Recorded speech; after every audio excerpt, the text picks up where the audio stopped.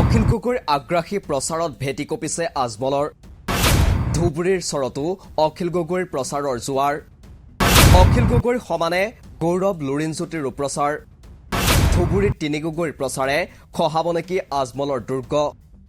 ৰাজ্যত তিনিটা পৰ্যায়ৰ লোকসভা নিৰ্বাচনৰ অন্তিম পৰ্যায়ৰ নিৰ্বাচনৰ প্ৰচাৰ অভিযানলৈ মাজত এটা দিন থকা সময়তে অতি আকৰ্ষণীয় হৈ পৰিছে প্ৰচাৰ অভিযান 7 মেত গুৱাহাটী বৰপেটা কোকৰাঝাৰ আৰু ধুবুৰী লোকসভা সমষ্টিত হ'ব নিৰ্বাচন এই চাৰিটা সমষ্টিৰ ভিতৰত সংখ্যালঘু লোকৰ আধিপত্য থকা ধুবুৰী লোকসভা সমষ্টিত প্ৰচাৰ অভিযান হৈ পৰিছে অতি আকৰ্ষণীয় সমষ্টিটোত 13 গৰাকী প্ৰাৰ্থীয়ে প্ৰতিদ্বন্দ্বিতা কৰিলেও মূল যুঁজখন বৰ্তমানৰ সাংসদ তথা এআইডিএফৰ মুৰব্বী বদৰুদ্দিন আজমল কংগ্ৰেছৰ ৰকিবুল হুছেইন আৰু বিজেপি নেতৃত্বাধীন এনডিএ মিত্ৰজোঁটৰ অসম গণ পৰিষদৰ জাভেদ ইছলামৰ মাজত হ'ব কেইদিনমানৰ আগলৈকে সমষ্টিটোত নিৰ্বাচনী প্ৰচাৰ অভিযান অতি নিস্তেজ আছিল কিন্তু দ্বিতীয় পৰ্যায়ৰ নিৰ্বাচন সমাপ্ত হোৱাৰ পাছতেই ধুবুৰীত প্ৰচাৰ অভিযানে লৈ আকৰ্ষণীয় ৰূপ কংগ্ৰেছৰ মনোনীত তথা বিৰোধী ঐক্যমঞ্চ অসমৰ সমৰ্থিত প্ৰাৰ্থী ৰকিবুল হুছেইনক জয়ী কৰোৱাৰ লক্ষ্যৰে বিধায়ক অখিল গগৈ নামি পৰে প্ৰচাৰ অভিযানত শিৱসাগৰ সমষ্টিৰ বিধায়কগৰাকীৰ আগ্ৰাসী প্ৰচাৰে সমষ্টিটোত প্ৰচাৰ অভিযানৰ ৰূপেই সলাই দিয়ে দিনে নিশাই সমষ্টিটোৰ বিভিন্ন অঞ্চলত ৰাইজৰ দলৰ সভাপতিগৰাকীয়ে চলোৱা প্ৰচাৰ অভিযানত সমবেত হয় হাজাৰ হাজাৰ লোক শনিবাৰলৈকে অখিল গগৈয়ে ধুবুৰী লোকসভা সমষ্টিৰ বিভিন্ন ঠাইত প্ৰায় 40খনৰো বেছি প্ৰচাৰ সভাত অংশ লৈছে শনিবাৰে তেওঁ জলেশ্বৰ সমষ্টিৰ গৌৰনগৰত প্ৰচাৰ চলায় এই সভাখনতো সমবেত হয় কেইবা হাজাৰ লোক এই প্ৰচাৰ সভাখনতো তেওঁ আগৰ প্ৰচাৰ সভাবোৰৰ দৰে বিজেপি আৰু এআইডিএফক সাম্প্ৰদায়িক আখ্যা দি ভোট নিদিবলৈ জনতাক শপত খুৱায় আৰু আপোনালোকে লগে লগে মোৰ পিছে পিছে গাই যাব দেই তো এই জায়গাটোৰ নাম কি বুলি কওঁ গৌৰনগৰ মই কৈ গৈছো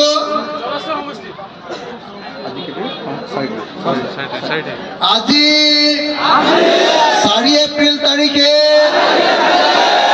জলেশ্বৰ সমষ্টিৰ গৌৰনগৰত অনুষ্ঠিত হোৱা বিশাল গণসমাৱেশত উপস্থিত থকা ৰাইজে সংকল্প গ্ৰহণ কৰোঁ যে আমি কোনোপধ্যে সাম্প্ৰদায়িক বিজেপি আৰু সাম্প্ৰদায়িক এআইডিএফক ভোট নিদিওঁ আমি বিজেপিৰ পৰা আমাৰ দেশৰ সংবিধানখন বচাম আমি আমাৰ দেশক ধৰ্মনিৰপেক্ষ কৰি ৰাখিম আমি আমাৰ দেশক গণতান্ত্ৰিক দেশ ৰূপে বচাই ৰাখিম ইপিনে অখিল গগৈয়ে ধুবুৰীৰ চৰ অঞ্চলতো চলাইছে নিৰ্বাচনী প্ৰচাৰ সেই অঞ্চলবোৰতো দেখিবলৈ পোৱা গৈছে একেই জনসমাগম শুকুৰবাৰেও চৰ অঞ্চলত মটৰ চাইকেলত উঠি গৈ অখিল গগৈয়ে চলাই নিৰ্বাচনী প্ৰচাৰ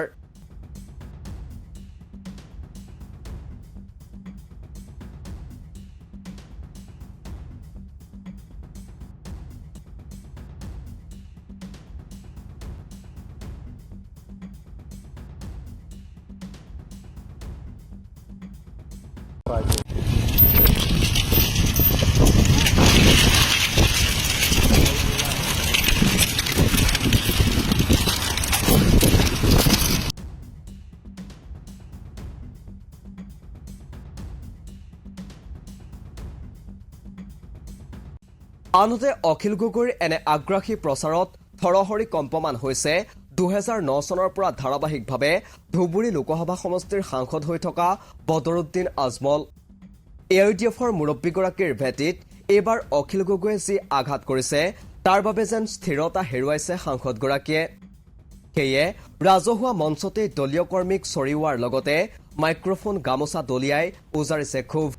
ইমানতে ক্ষান্ত হোৱা নাই বদৰুদ্দিন আজমল এইবাৰ অখিল গগৈৰ বিৰুদ্ধে ৰাজ্যৰ মুখ্য নিৰ্বাচনী বিষয়াক অভিযোগ দাখিল এআইডিএফৰ দলটোৰ সাধাৰণ সম্পাদক সিদ্দিক আলী ঠাকুৰীয়াই বৃহস্পতিবাৰে দাখিল কৰা অভিযোগ পত্ৰত উল্লেখ কৰিছে যে প্ৰাৰ্থীক সমালোচনা কৰাৰ নামত ব্যক্তিগত আক্ৰমণ আৰু সংখ্যালঘুসকলক অৱমাননাসূচক মন্তব্য কৰিছে অখিল গগৈয়ে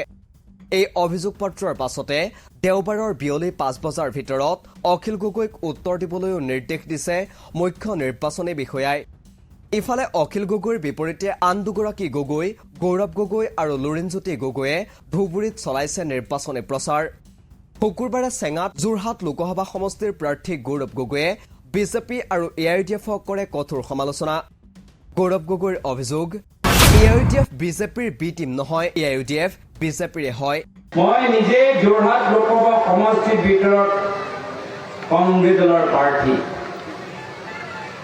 ঈদৰ দিনত মই শিৱসাগৰলৈ গলো নামাজ পঢ়িবলৈ নামাজ পঢ়াৰ পিছত হিমন্ত বিশ্ব শৰ্মা ডাঙৰীয়া মোকতো বেয়া পাবই স্বাভাৱিক কথা কিন্তু হিমন্ত বিশ্ব শৰ্মা ডাঙৰীয়াৰ পিছত লগে লগে মৌলানা আজমল চাহাবে যে ক'লে যে গৌৰৱ গগৈ নামাজ পঢ়িছে হিন্দু মানুহে ভোট দিব নালাগে তেতিয়াৰ পৰা মই গম পালো যে এই এআইডিএফ বিজেপি দলৰ বি টিম নহয় এই এআইডিএফ বিজেপি দলে হয় একেদৰে ডিব্ৰুগড় লোকসভা সমষ্টিৰ অসম জাতীয় পৰিষদৰ মনোনীত তথা বিৰোধী ঐক্যমঞ্চ অসমৰ সমৰ্থিত প্ৰাৰ্থী লুৰিণজ্যোতি গগৈয়েও শুকুৰবাৰে ধুবুৰী লোকসভা সমষ্টিত চলাই নিৰ্বাচনী প্ৰচাৰ জলেশ্বৰ বিধানসভা সমষ্টিত প্ৰচাৰ চলাই অসম জাতীয় পৰিষদৰ সভাপতিগৰাকীৰ অভিযোগ 15 বছৰ সাংসদ হৈ আজমলে ধুবুৰীৰ কোনো সমস্যা সমাধান নকৰিলে প্ৰথমদিনে আমাৰ জনাবে আজমল চাহাবে আপোনালোকক 15 বছৰ আপোনালোকৰ ইয়াৰ পৰা প্ৰতিনিধি হৈ দিল্লীত আছে আপোনালোকৰ সমস্যাবোৰ কিন্তু সমাধান নকৰিলে আপোনালোকে সকলোৱে জানে যিমানবোৰ সমস্যা আছে পানী ভাঙাৰ সমস্যা গৰাখহনীয়াৰ সমস্যা এই সমস্যাটো স্থায়ী সমাধান কৰিবৰ কাৰণে নৰেন্দ্ৰ মোদীৰ চকুত চকু থৈ কথা ক'ব পৰা দম আৰু সাহস আজমল চাহাবৰ নাই আৰু সেইকাৰণে অতদিনে এই বিষয়টোক লৈ মাত মতা নাই মই বান গৰাখহনীয়া ৰাষ্ট্ৰীয় সমস্যা হিচাপে স্থায়ী সমাধান কৰাৰ কথা মই বাদেই দিলো এই ধুবুৰী সমষ্টিৰ ৰাইজৰ যিবোৰ মূল সমস্যা ৰাস্তা ঘাটৰ সমস্যা হাস্পতালৰ সমস্যা পঢ়া শুনাৰ সমস্যা বিদ্যালয়ৰ স্কুলৰ সমস্যা ইলেক্ট্ৰিচিটিৰ সমস্যা এই সমস্যা সমাধান কৰি দিয়া নাই আমি সকলোৱে দেখিছো এনেদৰে এতিয়া বদৰুদ্দিন আজমলৰ দুৰ্গ ধুবুৰীত জনতাৰ ব্যাপক সঁহাৰিৰে নিৰ্বাচনী প্ৰচাৰ চলাইছে তিনি গগৈয়ে উল্লেখ্য 2009 চনৰ পৰা ধাৰাবাহিকভাৱে ধুবুৰী লোকসভা সমষ্টিৰ সাংসদ হৈ আছে বদৰুদ্দিন আজমল 15 বছৰ সাংসদ হৈ বদৰুদ্দিন আজমলে সমষ্টিত উল্লেখনীয় উন্নয়ন কৰিব নোৱাৰাৰ অভিযোগ উত্থাপন হৈছে তদুপৰি বদৰুদ্দিন আজমল তথা এআইডিএফৰে বিজেপিৰে গোপন সম্পৰ্ক ৰক্ষা কৰি অহাৰো অভিযোগ উত্থাপন হৈছে এনে পৰিপ্ৰেক্ষিতত এইবাৰ লোকসভা নিৰ্বাচনত ধুবুৰীত বদৰুদ্দিন আজমলৰ বিৰুদ্ধে উঠিছে প্ৰতিষ্ঠান বিৰোধী ঢৌ ইয়াৰ পাছতো উত্থাপন হৈছে প্ৰশ্ন বদৰুদ্দিন আজমলৰ ভেটি খহাই জয়ী হ'ব পাৰিবনে Rakibul Hussain news desk report the cross current